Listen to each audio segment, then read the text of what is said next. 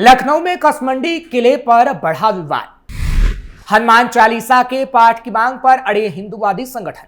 लखनऊ के कसमंडी में इस वक्त बवाल मचा है, जहां भारी फोर्स को तैनात कर दिया गया है। वहीं नमाज पर बैन है और हिंदूवादी संगठन हनुमान चालीसा करने को अड़ा है। पर क्या वाकई बकरीद के दिन हनुमान चालीसा का पाठ होगा और वहां होगा जहां कभी नमाज हुआ करती थी? क्योंकि मुसलमान इसे मस्जिद बताता है और नमाज बैन के बाद भड़का हुआ है। ऐसे में कुछ कट्टरपंथी उत्पात मचा सकते हैं, इसलिए यहां पुलिस सतर्क है तो विपक्ष इस मुद्दे पर बुरी तरह फंस गया है। क्योंकि लड़ाई पारसी समाज और मुसलमान के बीच है। ऐसे में अखिलेश किसका साथ देंगे, ये सबसे बड़ा सवाल है। नमस्कार, कैपिटल टीवी की स्पेशल स्टोरी में आपका बहुत बहुत स्वागत है। मैं हूं आपके साथ हर्ष भारद्वाज। लखनऊ के कसमंडी क्षेत्र में किला मस्जिद विवाद ने तूल पकड़ लिया है। बकरीद से पहले प्रशासन ने बड़ा कदम उठाते हुए विवादित स्थल पर नमाज अदा करने पर रोक लगा दी। प्रशासन का कहना है कि यह फैसला कानून व्यवस्था बनाए रखने और किसी भी संभावित तनाव को रोकने के उद्देश्य से लिया गया है। इस निर्णय के बाद इलाके में सुरक्षा व्यवस्था को कड़ा कर दिया गया है और भारी पुलिस बल को तैनात भी किया गया है। प्रशासनिक अधिकारियों के मुताबिक विवादित स्थल को लेकर पिछले कुछ दिनों से दोनों पक्षों के बीच लगातार मतभेद बढ़ रहा था। एक और मुस्लिम पक्ष से मस्जिद बता रहा था, तो वहीं पारसी समाज के लोग इस स्थान को राजा कंस का ऐतिहासिक किला होने का दावा करते हैं। पारसी समाज के कई संगठनों ने इस स्थल को संरक्षित घोषित किए जाने की मांग उठाई है। उनका कहना है कि यह स्थल उनके इतिहास, सांस्कृतिक विरासत से जुड़ा है।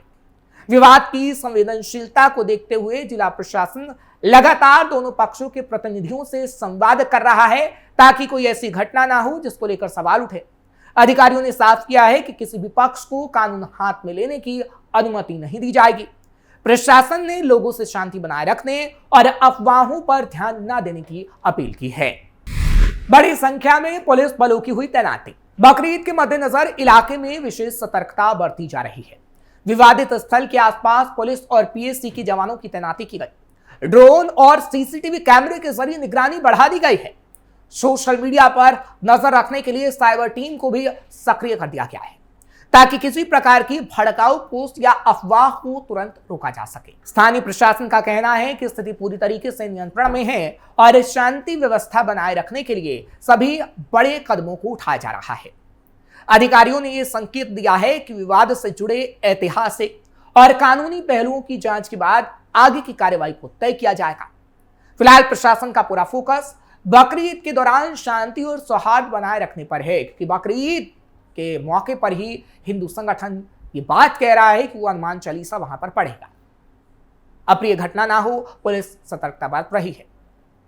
चलिए, ये तो हमने आपको पूरी खबर बताई, लेकिन पूरा विवाद क्या है थोड़ा विस्तार से समझाते हैं, फिर विपक्ष इसमें कैसे फंस गया है वो जानकारी भी आपको देंगे।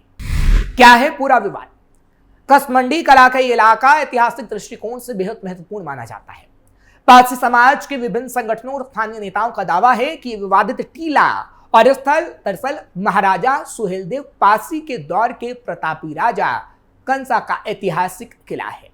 पारसी समाज का कहना है कि उनकी सांस्कृतिक विरासत और गौरवशाली इतिहास का प्रतीक है, जिसे समय के साथ दबाने की कोशिश की गई। संगठनों का यह भी आरोप है कि किले के अवशेषों और परिसर के भीतर एक पक्ष द्वारा धार्मिक गतिविधियां शुरू कर इसे नया रूप देने का प्रयास किया जा रहा था। यानी मुसलमानों की तरफ से नमाज पढ़ी जा रही थी और एक नया रूप दिया जा रहा था, जिसका पुरजोर विरोध हिंदूवादी संगठनों ने किया है। पारसी समाज ने सरकार और पुरातत्व विभाग यानी एएसआई से मांग की है कि इस पूरे परिसर को अपने कब्जे में लेकर इसे ऐतिहासिक स्मारक के रूप में संरक्षित किया जाए। बुरा फंसे अखिलेश, किसका देंगे साथ? अब इस पूरे विवाद में कोई फंसा है तो वो अखिलेश यादव है, क्योंकि अखिलेश यादव अगर पारसी समुदाय का साथ देंगे तो मुसलमान नाराज होगा, और अगर मुसलमानों का साथ देंगे तो पारसी समाज नाराज होगा। जिन दलितों के लिए अखिलेश बताते हैं कि वो लड़ाई लड़ रहे हैं, वो दलित अखिलेश का साथ नहीं देंगे। ऐसे में समाजवादी पार्टी इस विवाद से काफी दुविधा में आ गई है, क्योंकि उत्तर प्रदेश में पारसी समुदाय एक बड़ा हिस्सा है और समाजवादी पार्टी के प्रमुख अखिलेश यादव को वोट भी देता है। लेकिन यह वोट पूरी तरह एक तरफा नहीं होता। 2024 के लोकसभा चुनाव में विशेषकर अवध और केंद्रीय यूपी की सीटों पर पारसी समाज ने सपा गठबंधन के पीडीए यानी पिछड़ा दलित अल्पसंख्यक फॉर्मूले का समर्थन किया था। हालांकि पासु समुदाय जो राज्य में दलितों में जाटव के बाद दूसरे नंबर पर आता है, एकमुश्त किसी एक पार्टी के साथ नहीं जुड़ा रहता। और अगर मुसलमानों की बात करें तो मुसलमानों ने सपा का हमेशा से साथ दिया है, यानी पारसी समाज और मुसलमान अखिलेश का साथ देता रहा। लेकिन ऐसे में अखिलेश इस विवाद के बीच फंस गए हैं और ये सोचने पर मजबूर हो गए हैं कि आखिर वो किसका साथ दें। 35 जिलों में प्रभावी है पारसी समाज। पारसी समाज प्रदेश भर में फैला है, लेकिन 35 जिलों में ये प्रभावी है।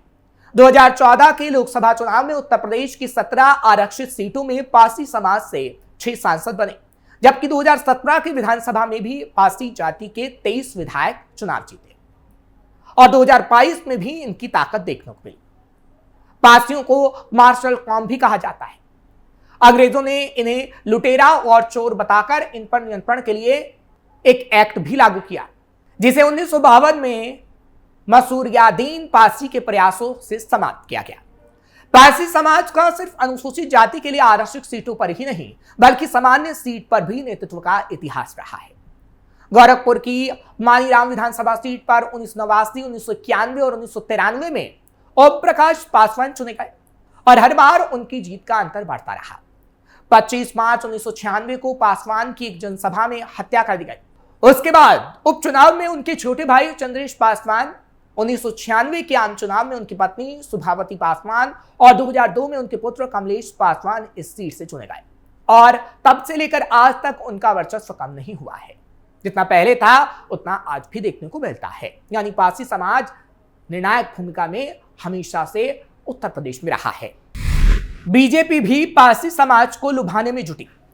विदेशी आक्रांताओं, मुगलों और अंग्रेजों से बहादुरी से लड़ने वाली पारसी कौम की वीरांगना उदा देवी, महाराजा बिजली पारसी, इलाके पारसी, सातन पारसी, वीरा पारसी और मसूरियादीन पारसी जैसे कई योद्धा इतिहास में स्वर्णाक्षरों में दर्ज हैं।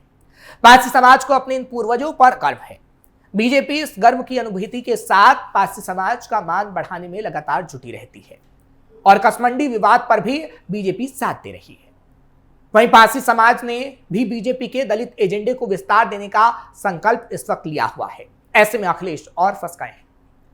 और तो और इतना ही नहीं, सामाजिक प्रतिनिधि सम्मेलन के नाम पर बीजेपी ने जातियों को साधने की मुहिम लगातार 2017 से ही शुरू की है। बीजेपी खेमे में पारसी समाज को मिल रहे महत्व से साफ है कि विधानसभा चुनाव में इनके कंधे पर अहम जिम्मेदारी होगी। पारसी सम्मेलन में संकल्प के साथ अपने समाज को दलित वर्ग की सभी जातियों को जोड़ने की जिम्मेदारी बीजेपी ने सौंपी है। हालांकि बीजेपी को पारसी समाज का कितना वोट मिल पाएगा ये तो खैर वक्त ही बता पाएगा, लेकिन इतना जरूर है कि पारसी समाज को लेकर विपक्षी पार्टी इस वक्त बट गई है, क्योंकि पारसी समाज को साधने की कोशिश हर एक विपक्षी पार्टी कर तो रही है, लेकिन खास तौर पर अगर कांग्रेस और समाजवादी पार्टी की बात करें तो ये दोनों दुविधा में हैं, खास तौर पर कसमंडी विवाद को लेकर, क्योंकि जो तस्वीरें सामने आई हैं उस पर ना तो समाजवादी पार्टी का बयान सामने आया है और ना ही कांग्रेस का कोई बयान सामने आ पाया है। क्योंकि जिस तरीके से हमने आपको बताया कि समाजवादी पार्टी को लोकसभा चुनाव में एकमुश्त मुसलमानों का साथ मिला, तो कसमंडी विवाद को लेकर अखिलेश यादव मुसलमानों का साथ चाहते हैं और मुसलमानों को नाराज नहीं करना चाहते, लेकिन पारसी भी उस भूमिका में रहता है कि अखिलेश यादव को हरा सकता है। इसलिए अभी सोचा जा रहा है और विचार किया जा रहा है कि आखिर साथ दिया जाए तो किसका दिया जाए, क्योंकि कसमंडी किले का यह विवाद अभी और भी बढ़ेगा और आगे आने वाले समय में देखना होगा कि आखिर ये पार्टियां किसका साथ देती हैं, मुसलमानों का या फिर पारसी समाज का। क्योंकि बीजेपी तो क्लियर है कि पारसी समाज का साथ देना है और पारसी समाज को 2017 के बाद से बीजेपी साधती भी आई है और सरकार भी बनाती आई है।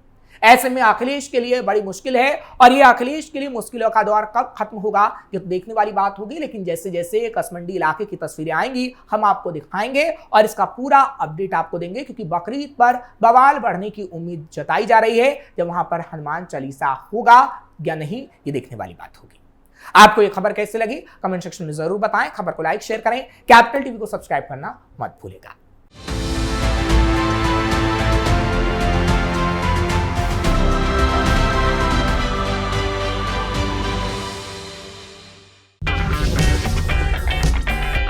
अगर आपको हमारा वीडियो पसंद आया हो तो इसे लाइक करें, हमारे चैनल को सब्सक्राइब करें और हाँ, बेल आइकन दबाना ना भूलें ताकि आप तक हमारे वीडियो की नोटिफिकेशन पहुंचती रहे। आप अपना सुझाव हमें कमेंट बॉक्स में दे सकते हैं। हमारे साथ जुड़ने के लिए शुक्रिया।